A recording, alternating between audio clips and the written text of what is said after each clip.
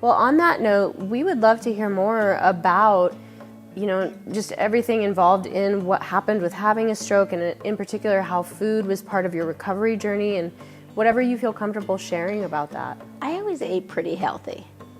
Sometimes I just found like certain things don't make you feel good, and you always want to eat food, especially when you're healing, because you gotta feed the brain. It has to be nutritious. It can't be Fritos and Coke, although that sounds good with a really good dip. But you know what I mean?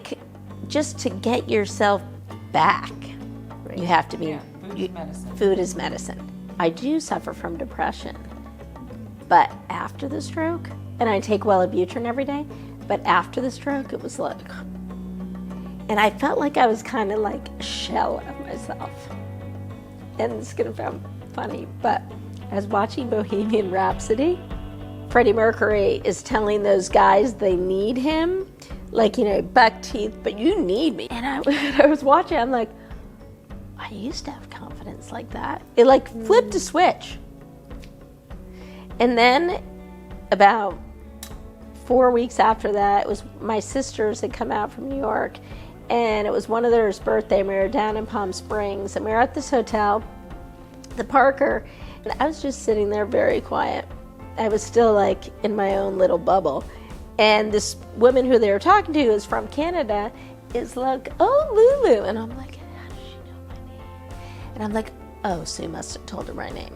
And then started talking about cooking. And I was like, and I go to Sue, did you talk to her? She goes, no, I didn't even talk to her about it. I'm like, isn't that weird? She knows my name. She goes, yeah. And then my sister, when she came back from the bathroom, she sat down and she's like, so how do you know Lulu's name?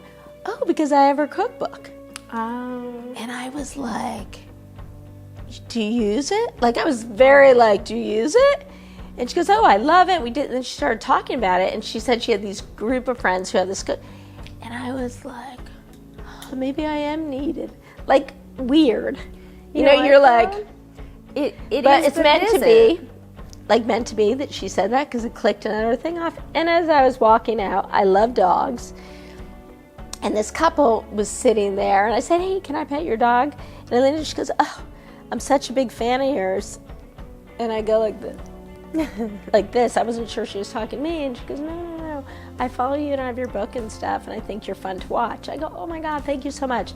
And I walked out there, I'm like, okay, that was meant to be. Two people, like, I felt like I wasn't dead in the water. It's like another one of those examples of that sort of divine. Yeah, but you have to breadcrumbs. notice it. Like, Yeah. it's in retrospect, I was like, oh my God, that was such a key. I just want to say that I haven't really talked about this a lot on this show, but sometimes I speak about this when I do speaking events. I'll talk about mental illness as being like a loss of perspective. Yeah. And I kind of had one of those breadcrumb moments where I was watching Westworld, and Anthony Hopkins' character says like, oh, he lost his perspective, he went mad. And I was like, that's it. Yeah. Because that's exactly what happens. Like, your value and your worth as a human hasn't changed, but depression will warp your perspective where you can't see it anymore. And it's like you lose the ability to see the truth. You're like in a cloud. Yeah, and thank God the switch flipped. I was definitely depressed. It was like 3 months after my stroke. And I said, I'm going to walk down the street to 3rd Street, and I'm going to go to that new sugared and bronze some tan place, because I'm like, I'll feel better if I have a tan. So go down.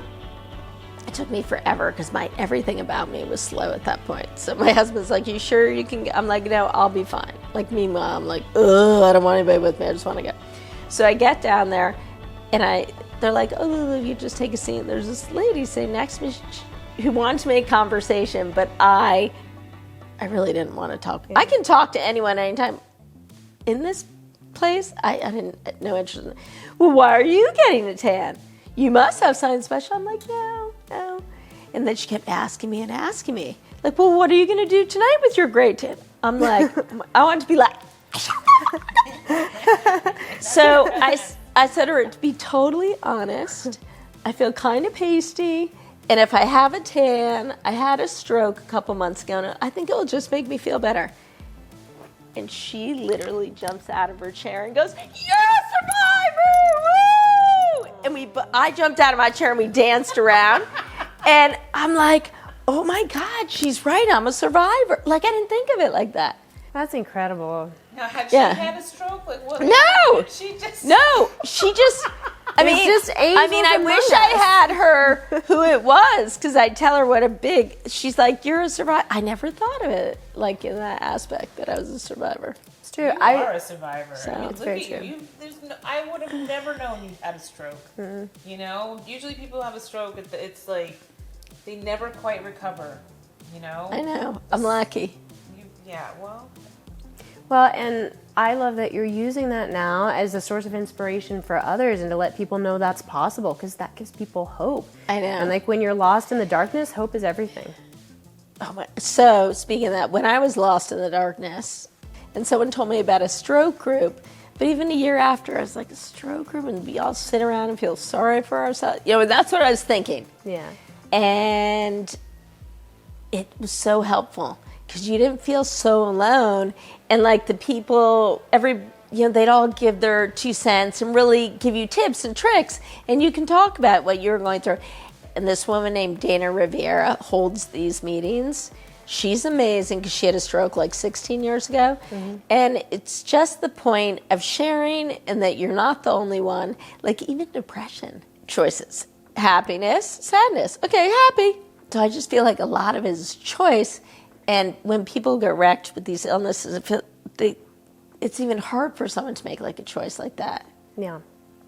Yeah, I mean, that's definitely true. It's like 2 things I want to respond to. First, I'll talk about the choice thing. One is that I always feel a little bit hesitant, because to say like, oh, depression is a choice, like that's very controversial, no, it's right? not, But that's not what we're saying. What you do with it is a choice. Do you choose to stay in it and make things worse, or do you choose to take the steps that you're able to take to just try to help yourself? And as long as you're trying to make those choices to move in the right direction, you've got hope. And if you are choosing to make things worse, well, forget it anyway, I'll just drink myself to death or something. Right. It's a dead end. So you might as well choose hope. So this wellness coach who went through some terrible things herself, her name is Catherine Ford.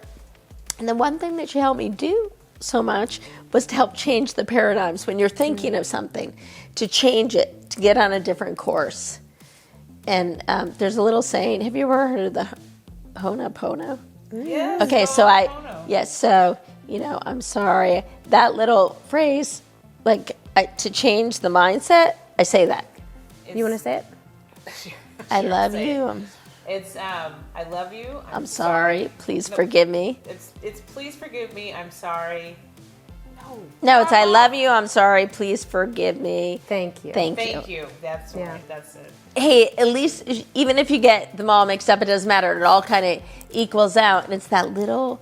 I would say over and over sometimes. Yeah. The like a mantra. Ho'oponopono. When she told me to read that book, I was like, oh Jesus.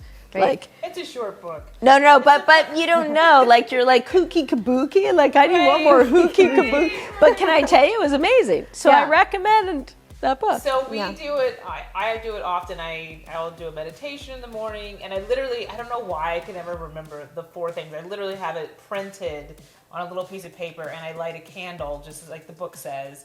And I forgive myself for something, or I forgive somebody. Oh my for God, something, maybe I'm going to have to go back and read the book again. You're supposed to light a candle. You're supposed to say the mantra, or think of something that's happening, or think of something that you need to forgive yourself for, or forgive somebody else for. And then you say the mantra, and then you light the candle, and then you let it burn out, like one of those little 4-hour candles.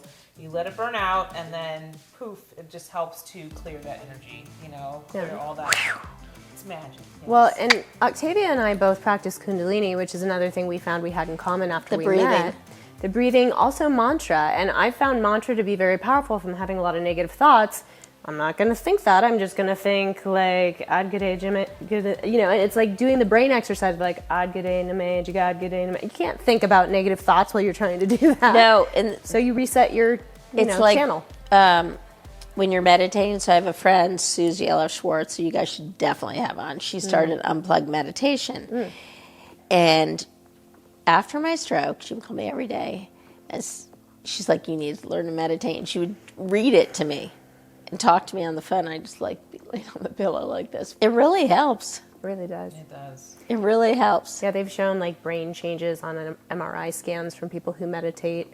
I wanted to comment on what you said about the stroke recovery group.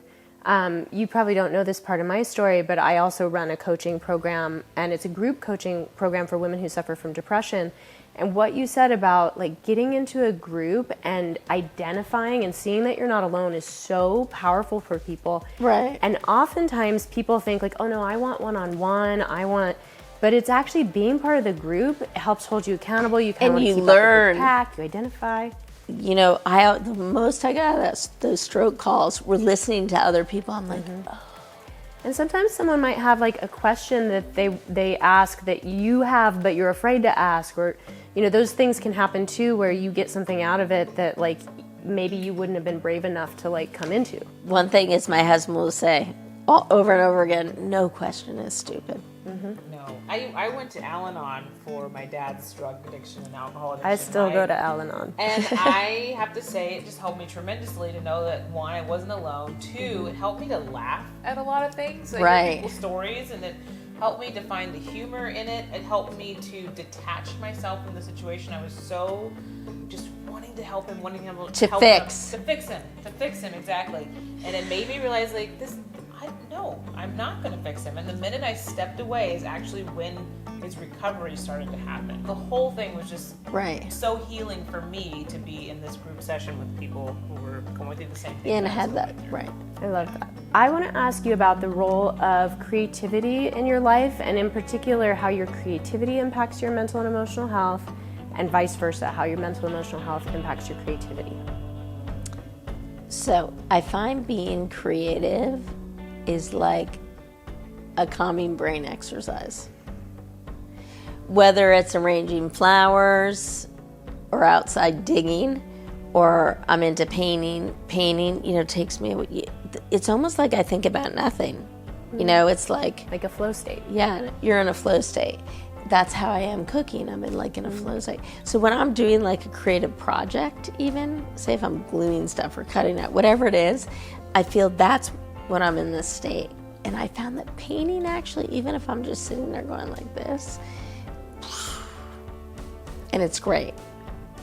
So if you can find something that helps you in that sense, and it could just be reading, because that's why I read a lot too, because I want to, but I find reading for me very calming too. And do you notice, does your creativity change based on your mental or emotional state? Like, is it sometimes harder to make the positive choices? Or, you know, I know for myself, at times when I've been depressed, like maybe I know something is good for me, like going and playing piano, but I maybe don't have the will to do it, and then I have to like choose to do it. And sometimes it's like I've got that natural motivation or inspiration. Other times it's more of a like, I gotta force myself here. Yes. So when I was having a hard time like 6 months ago, I'm Catholic, but I'm really close to this priest. He married me, and he's just great. He's 95. So I said to him one day, I'm really having a hard time. And then he's like, told me how he suffers from depression, has always suffered from depression. He's like, this is the best tool. And I said, okay, I'll try anything right now. Even though in my mind I know what to do, like go out and take a walk, just get out of whatever state you're in. But he's like, as soon as you get up in the morning, sit down and just write down every thought you have. Bad or good. And don't ever look at it again. And then go out and take a walk. And I do that. Yeah, I started doing that. And I just, when I was in that glum space, it just felt better. Like, it's like a release, right? Yeah. It's a release. That I didn't even know. Clear the slate, yeah. I love it. Well, I know you mentioned your cookbook. Do you have any current or recent projects or passions that you're working on or that you recently worked on that you'd like people to know about? My paintings, which I'll send you some clips of it. That's beautiful. I love it. Can't wait to see. Yeah, I always think about, like with music, I feel like I'm painting with sound, and I think about painters and visual artists that they're like painting with light. Yeah. And photographers too. We are painting with light. Yeah. It's all about the light. Well, do you have any links or places you want us to send people, so social media or a website or anything you want to share? LuluPowers.com or on Instagram at Lulu Powers. And I'm the Entertainologist on TikTok. Yes. Okay, great. And we will put all those links in the comments below. Please like, please subscribe, please buy our merch, please buy us a coffee and support our show. It supports us. Please do it. Yeah, and thank you so much again, Lulu, for being here with us and sharing all of your incredible experiences. You are an inspiration, and we are just so grateful that we get to share space with you and feature you. Well, thanks for having me. Thank you. All right, see you next time. Bye. Bye.